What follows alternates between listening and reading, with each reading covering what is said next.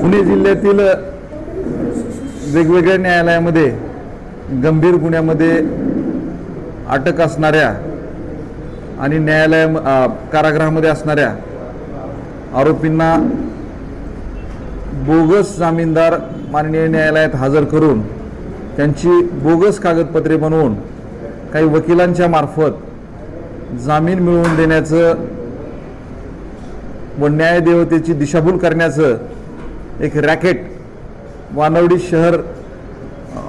पोलिसांनी उघडकीस आणलेलं आहे। यामध्ये आत्तापर्यंत एकूण 11 लोकांना अटक करण्यात आलेली आहे, ज्यामध्ये मुंबई, ठाणे, पुणे ग्रामीण परिसरातून बोगस जामीनदार तयार करण्यात आले होते। त्याचबरोबर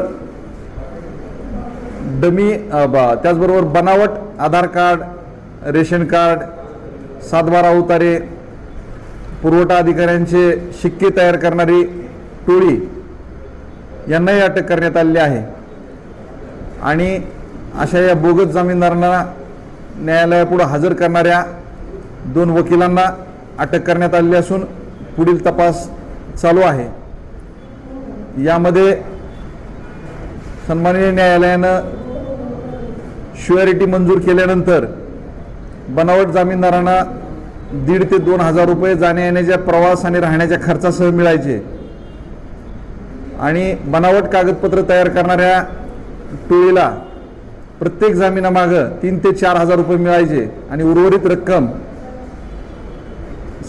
संबंधित न्यायालयात जामीनदारासाठी वकिली करणाऱ्या वकिलांना मिळायची।